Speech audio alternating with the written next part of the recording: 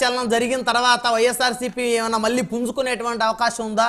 ప్రజల్లో ఒక రకమైనటువంటి ఇండికేషన్ వెళ్తా ఉంది. సిట్టింగ్ ఎమ్మెల్యేలు మారుస్తూ ఉన్నారు ముఖ్యమంత్రి గారు. అంటే వైఎస్ఆర్ కాంగ్రెస్ పార్టీ ఓటమికి దగ్గరగా ఉంది.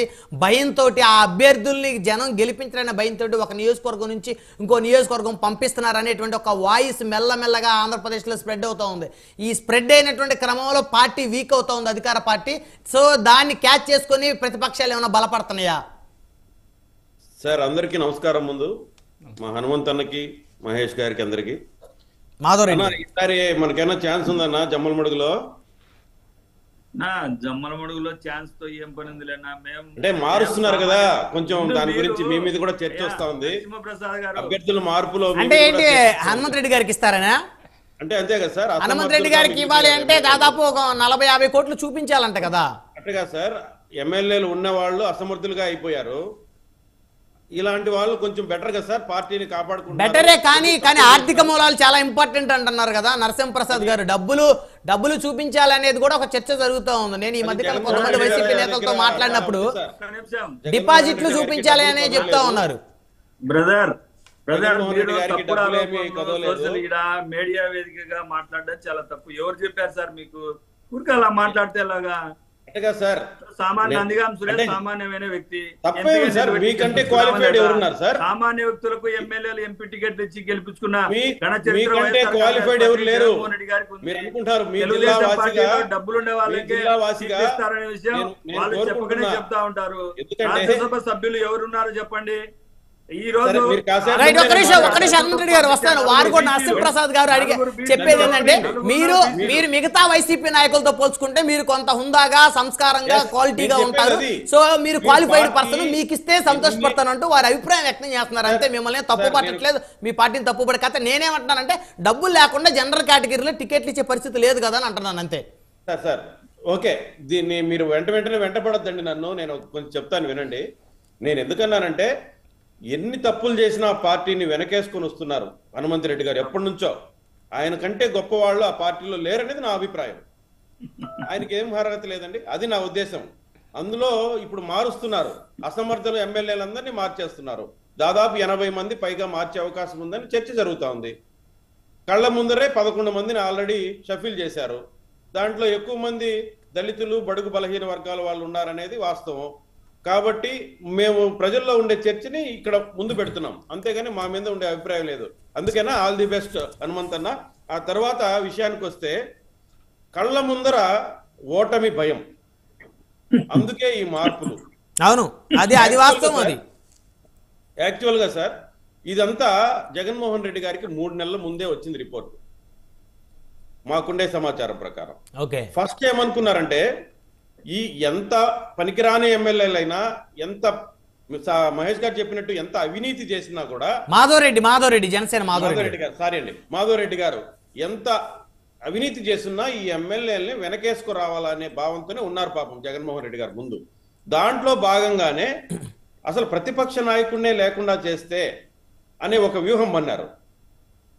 దాని పరిణామసారాలే ఆయన్ని జైల్లో పెట్టడం, తద్వారా లబ్ధి పొందాలని చూడడం, అది రివర్స్ అవ్వడం, బూమరాంగ్ అయ్యి ఎటు తేలిపోని పరిస్థితుల్లో ఇంకా పాతాళంలోకి కూరుకుపోయింది ఆ పార్టీ. ఓటమి ఇంకా తప్పదు అని నిర్ణయించుకున్న తర్వాత ఇంకొక ఆల్టర్నేటివ్గా అభ్యర్థుల్ని ఏదో మార్చేసి మ్యాజిక్ చేయాలని ప్రయత్నం చేస్తున్నారు. అది హనుమంత్ అన్నట్టు అది వాళ్ళ పార్టీ వ్యవహారం. ఎవరికైనా ఓటమి భయం ఉన్నప్పుడు వాళ్ళని మార్చుకోవడం అనేది వాళ్ళ ఇష్టం, దానికి మనం ఎవరు తప్పు పట్టడం లేదు. కానీ ఇక్కడ అందరూ ఆలోచిస్తున్నది ఏంటంటే, ఈ మార్పులు ఒక్కటే చేస్తే సరిపోదు. ఆల్రెడీ మీరు ప్రజలకి నవరత్నాలంటూ నవరంధ్రాల్లో దెబ్బతీశారు, నవరంధ్రాలు బాధపడే విధంగా దెబ్బతీస్తున్నారు. అందుకే అవన్నీ ప్రజల్లో మీరు చెరగని ముద్ర వేసుకునేశారు, మీరు అసమర్థులని. అవే కాకుండా ఈ రాష్ట్ర సెంటిమెంట్లుగా మీరు భావించే కొన్ని అంశాల మీద తీవ్రంగా మీరు బాధ పెట్టారు. దాంట్లో ఒక ముఖ్యమైన అంశమే ప్రత్యేక హోదా. ఇంతసేపు మీరందరూ చర్చించారు, ప్రత్యేక హోదా, నేను మెడలు వంచుతాను, అవి వంచుతానని. సార్, మీరు తప్పులేదు సార్ వాళ్ళు అనిన దాంట్లో. మీరందరూ మర్చిపోయి పాపం వాళ్ళు నిందిస్తున్నారు. వాళ్ళు ఏమన్నారు, 25కు 25 గెలిపించమన్నారు. మీరు ఎన్ని గెలిపించారు సార్? 24 గెలిపించారు లోక్సభ. ఆ ఒక్కటి గెలిపిన దానికి కోపమే జగన్మోహన్ రెడ్డికి. అందుకే ఆయన 22 కదా సార్, 22 కదా పోయిన ఎన్నికల్లో. 22 25 గెలిపించుంటే ఆయన తెచ్చేవాడు సార్. ఈసారి తెస్తాడు. అందుకే కొన్ని టైమ్స్ నౌ సర్వేలు అవన్నీ ఇప్పుడు నుంచే రెడీ చేస్తున్నాయి. అవును, ఈ సర్వేలు ఏంటంటే 24 ఇచ్చాయి కదా సర్వేల్లో. వైఎస్ఆర్ 24 ఇచ్చారంటే అది కూడా అంటే 24-25 టీడీపీ జనసేన కలిపి 0 నుంచి 1 ఇచ్చారు, బీజేపీ 0 ఇచ్చారు. ఆయన ఒప్పుకోడు సార్. 25 వస్తేనే ఆయన ప్రత్యేక హోదా చేస్తాడు. కాబట్టి ఆయన ప్రిపేర్ చేస్తున్నారు. ఆయన మీడియా మంది మార్పులు అంతా ఆయన్ని మీరు బాగా గమనించండి. అంటే ముఖ్యమంత్రి గారిని పక్కన ఉండేటువంటి కోటరీ మోసం చేస్తుందని అనుకోవాలా ఇక్కడ? సార్ ముఖ్యమంత్రి గారే మోసం చేస్తున్నారు సార్ ఇక్కడ అందరినీ. ఆయనకి తెలుసు ఆయన ఆల్రెడీ అగాధంలో కూరుకుపోయాడని. వీళ్ళందరూ బలిపశువులు దాంట్లో. అయినా నా మొహం చూసి ఓట్లేస్తారనే ధీమాగా ఉండే ముఖ్యమంత్రి ఎమ్మెల్యే అభ్యర్థులు మార్చాల్సిన అవసరం ఏముంది సార్ ఆయనకి? అవును, అంటే ఇప్పుడే ఆయన మీద ఉండే వైఫల్యాల్ని వాళ్ళ మీదకి రుద్దేస్తున్నాడు.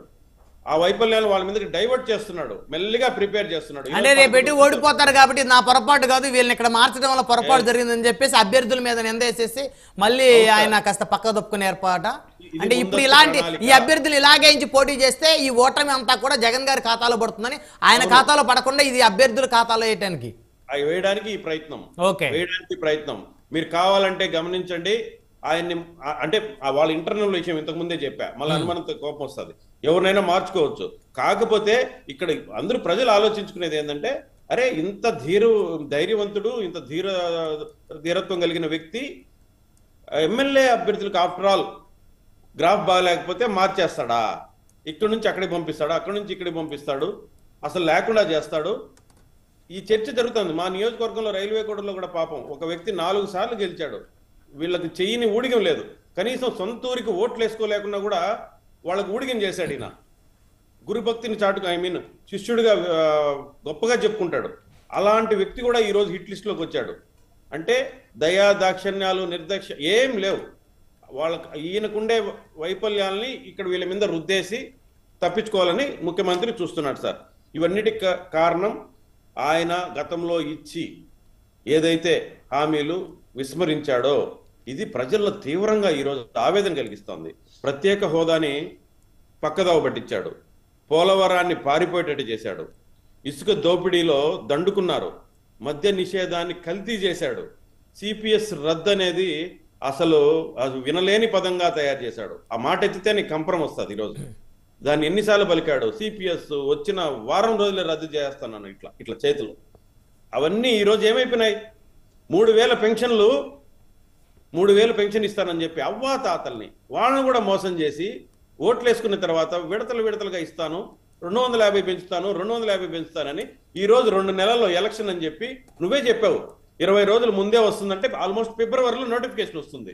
నువ్వు జనవరిలో పెంచుతావన్నావు. ఇది ఎంత మోసం సార్? అవ్వా తాతల్ని మోసం చేస్తావా? ఇవన్నీ వాళ్ళకి ఆవేదన ఉండదా సార్? అంటే ఏదో ఒక విధంగా వాళ్ళకి మళ్ళీ మభ్యపెట్టి ఈ నెల రోజుల ముందు అంటే ఒక పెన్షన్ ఇస్తావేమో, నువ్వు 250 పెంచి 3,000 ఒక్కటి ఇస్తావేమో అంటే నిన్ను నమ్మిన దానికి 5 సంవత్సరాలు వాళ్ళు వంచినట్టే కదా. నువ్వు ఇన్ని తప్పులు పెట్టుకొని నువ్వు ఎమ్మెల్యే అభ్యర్థులు మారిస్తే సరిపోతుందా సార్? యువతకు జాబ్ క్యాలెండర్లు అన్నావు, నిట్ట నిలువున ముంచావు కదా. ఒక్క జాబ్ క్యాలెండర్ అన్నా, జనవరిలో జాబ్ క్యాలెండర్ అన్నావు, ఒక్కటన్నా ఇచ్చావా? వీళ్ళు నిన్ను వదులుతారా? నిన్ను నమ్ముతారా? ఎంత ధరలు పెరిగిపోయా సార్.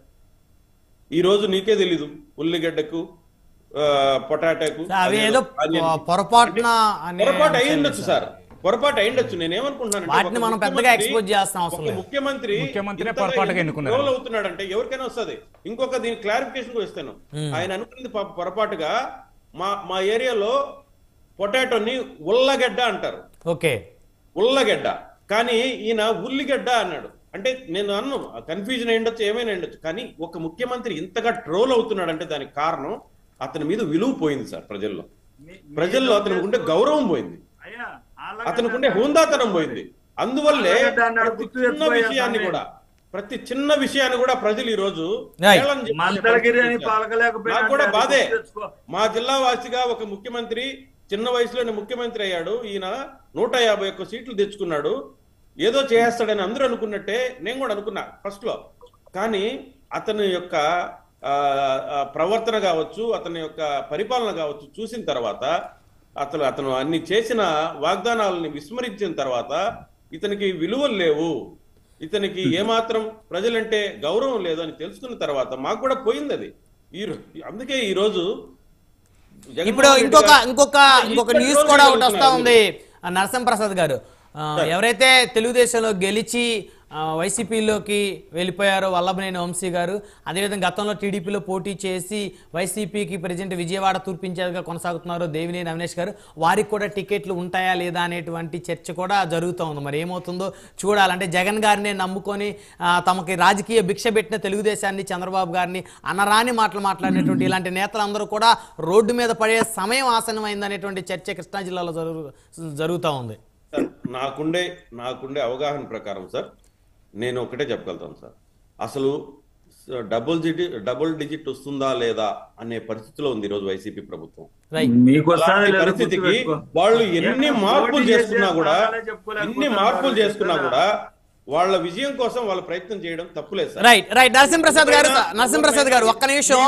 అంటే ఇప్పుడు మీరు రైల్వే కోడూరు ఇన్ఛార్జ్ గా ఉన్నారు, గత ఎన్నికల్లో ఎమ్మెల్యేగా పోటీ చేసి ఓటమి చెందారు. ఇప్పుడు వచ్చే ఎన్నికల్లో మరి టీడీపీ జనసేన పొత్తులో మీకు టికెట్ ఉంటుందా? సార్ నా విషయాలన్నీ పబ్లిక్ తెలుసు, నేను ఏం చేస్తున్నానో అందరికి తెలుసు. ఇంకా మీరు బహుశా మీకు టికెట్ రావాలని మరి కోరుకుంటారేమో హనుమంత్ రెడ్డి గారు. ఇందాక వారు రావాలి, వారి ఎదగాలని మీరు కోరుకున్నారు, మరి మీకు రావాలని కోరుకుంటారా? ఆశీర్వదిస్తావన్నా? ఆశీర్వదించన్నా. మా ప్రాంత ప్రజలు 4 సార్లు ఒక ఎమ్మెల్యేని పెట్టుకొని విసిగిపోయినారన్నా. ఆయన పెండింగ్ పనులన్నీ నేను పెండింగ్ కాదు, అసలు ఏ అభివృద్ధికి దూరంగా ఉండే మా నియోజకవర్గం రైల్వే కోడూరుని అభివృద్ధి చేసుకోవాలనే కోరిక నాకుందన్నా. కాబట్టి మీ ఆశీర్వాదం కావాలన్నా. అదే నేను కాదు బ్రదర్, మీ ప్రజలు అంటే మనసులో ఉన్నప్పటికీ కూడా హనుమంత్ రెడ్డి గారు లైవ్ లో చెప్పలేకపోతా ఉన్నారు. మళ్ళీ లైవ్ లో చెప్తే వారి పార్టీ వాళ్ళే వారిని ట్రోల్ చేసే పరిస్థితి ఉంటుంది. రైట్, మళ్ళీ వస్తాం సార్ మీ దగ్గరికి. డిబేట్ లో ఒక షార్ట్ బ్రేక్ తీసుకుందాం, బ్రేక్ తర్వాత మళ్ళీ డిబేట్ కంటిన్యూ చేద్దాం. చూస్తూనే ఉండండి, కీప్ వాచింగ్.